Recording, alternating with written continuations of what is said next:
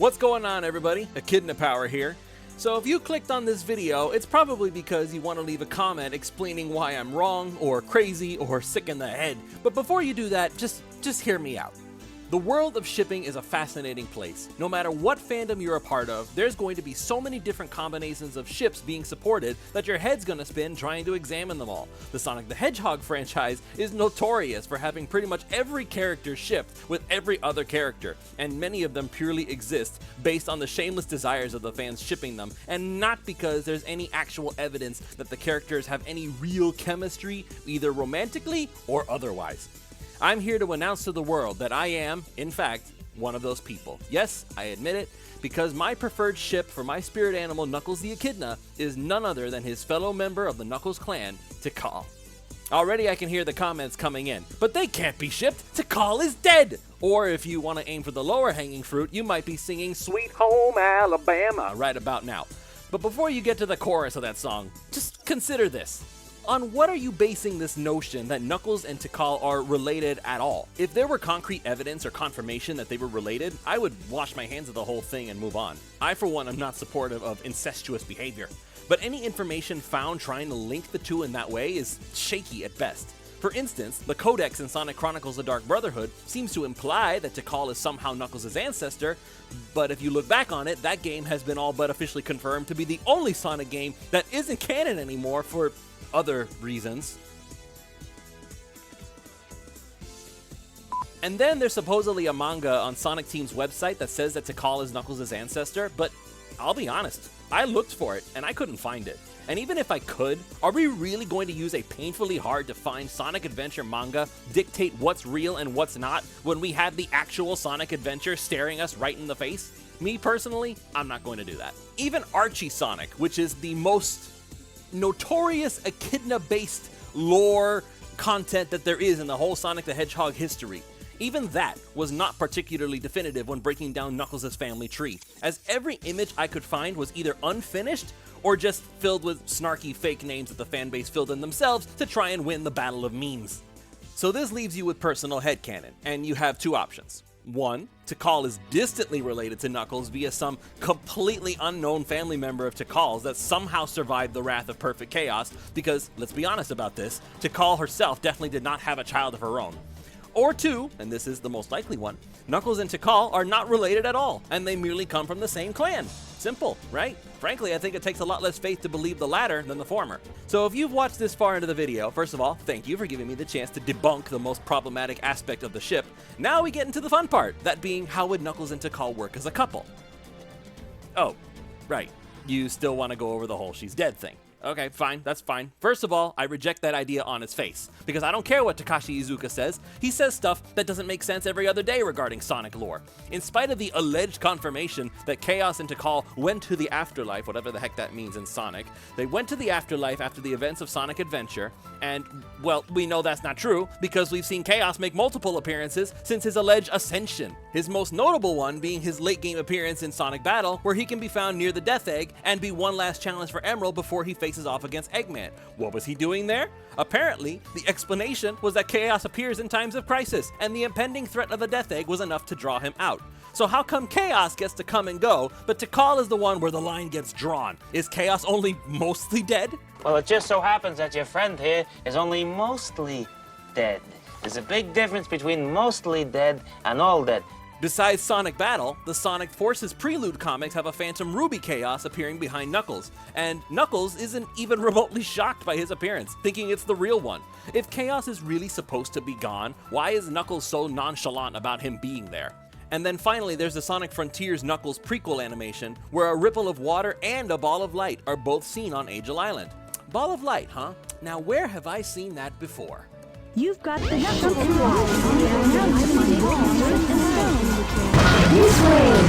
So yeah, needless to say, the reports of Chaos and Tikal's deaths are greatly exaggerated. They're both still around and can take physical form whenever they darn well choose. So then the question becomes, why doesn't Tikal decide to be active more often? Honestly, I don't have a good answer for you. Maybe it's because Sega doesn't want to admit they goofed, and the longer they keep Tikal out of people's minds, the less people will wonder and speculate about her and forget that she was ever important. But I won't forget! I won't forget! And if even that isn't enough for you, then consider this. If the Chaos Emeralds can turn thoughts into power, make wishes come true and all the rest, then is it really that much of a stretch that if Knuckles ever pondered the idea of what it would be like if he wasn't the last living Echidna, the Master Emerald might provide a solution by allowing Tikal to be a mortal being again?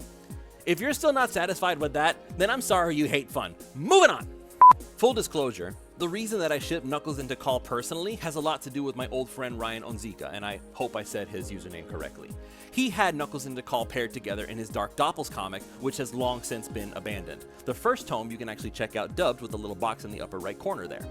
I eventually adopted the ship myself and started making my own stories for them, and as I pondered how the two personalities would hypothetically go together, I realized that I liked the dynamic the two of them could potentially share more than I liked the one between Knuckles and Rouge. So I guess now's the time where I explain why I don't ship Knuckles and Rouge anymore. To be clear, I'm not here to tell anyone their ship is wrong. You're free to like what you like. This is merely my opinion and how I've come to view the two of them being Knuckles and Rouge. My biggest problem now with Knuckles and Rouge is that there doesn't seem like there's a lot of chemistry between the two of them. True, they've had their moments here and there, most notably in the original one, Sonic Adventure, but aside from a supposedly carnal attraction, they don't mesh well personality-wise. Rouge is a spy for Gun by day and a jewel thief by night, and she clearly has a stronger affection for the Master Emerald than she does for its guardian. Again, this is my interpretation, it's not a personal attack on anyone, don't go in the comments saying that I'm ruining your life or anything, it's just my opinion. Plus, to add on to that, their goals in life oppose each other. I can't see Rouge settling down on Angel Island with Knuckles and being okay with staying put, guarding the Master Emerald. She's all about the nightlife, even owning her own club, which I assume is a front for some other less than kosher business dealings. Could either of these characters budge in some way? Sure, that's part of what makes shipping fun, coming up with reasons why these characters could work together. I'm doing that right now with Knuckles and Tikal, who obviously cannot interact with each other. But for me, those are the main reasons why I don't ship Knuckles and Rouge like I used to 15 years ago. Tikal, on the other hand, is a very different kind of personality. Where Rouge and Knuckles would clash whenever their ideals reach an impasse, Tikal's goals in life would likely be similar to that of Knuckles, and they would be able to work together to that end. Knuckles is the guardian of the Master Emerald, and in spite of his decision during Sonic Frontiers to eventually go out and do stuff every once in a while, he's always going to come back and do what he's dedicated his life to doing. He will protect the Emerald from getting into evil hands or allowing its power to be misused. Tikal undoubtedly would want the same thing, so something like what happened with the Knuckles clan could never repeat itself again. But besides the fact that they would both want the same thing, I believe that they would be good for each other on a personal level. Tikal is a peaceful, unwaveringly kind soul who always wants to find a non-violent solution to problems. Knuckles is a warrior, someone who won't hesitate to use his fist if he feels like he has to. But his intentions, even if sometimes misguided, are always noble. I see Tikal as a calming presence for Knuckles. Where Rouge enjoys riling Knuckles up and raising his blood pressure just for funsies, Tikal would be able to understand him on a level that others can't. She knows what it is he goes through on a daily basis. I would also say that she also knows what it's like to spend a long time alone with one's thoughts. Like I mentioned in my Knuckles video, which you can check out here once you're done with this one, Knuckles doesn't have a lot of experience with social interaction. He spends days, weeks, sometimes even months without seeing someone else, and he's been able to cope with that reality. Tikal, on the other hand, even before being sealed away in the Master Emerald, she was surrounded by her fellow Echidnas, yes, but she stood alone in her philosophy, and not a single member of her clan came to her defense when Pachacamac confronted her and the Chow at the Master Emerald Shrine. Think about how lonely that feels, knowing that in spite of being surrounded by family and fellow clan members, maybe even friends we don't know about, not a single person was willing to take Tikal's side in this conflict, with the only ones who might have been willing were being her deceased mother and grandmother.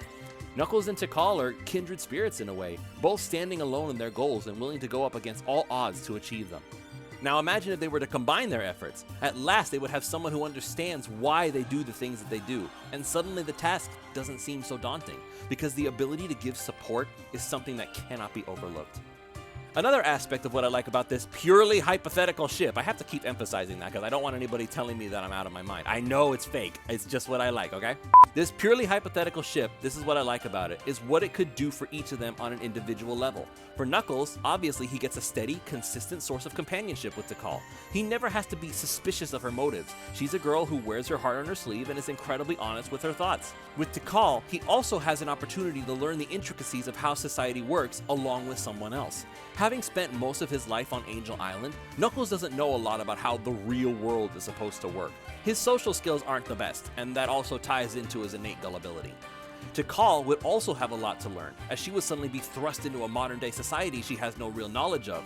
Times have changed since the Knuckles clan was around, and Tikal will need some guidance to acclimate to the new world. Although Knuckles isn't an expert by any means, he can help with the basics, and eventually, Tikal will be able to make friends with the likes of Amy and Cream, who would be able to give her people she can look to for advice on life in modern society. Lastly, and honestly this is all the justification any fan really needs to ship something, I just think they're cute together. For the same reason that people ship characters that canonically don't get together, and I can name quite a few ships that fall under that umbrella, people just like having their fantasies and indulging themselves in the escapism that comes with it. Knuckles and Tikal are cute together. I think that they are very fun to see interact. I imagine a lot of interesting scenarios where they can just be together and enjoy each other's company. It's something that I enjoy. It's my happy place, if you will. Tikal as a character is someone who I still believe to this day has so much more potential for storytelling, for growth, for development, and I will probably end up making a video just for her someday, as despite her only one real appearance, she is one of my favorite characters in the entire franchise. There's still so much she could do, if only Sega would give her the opportunity to do so.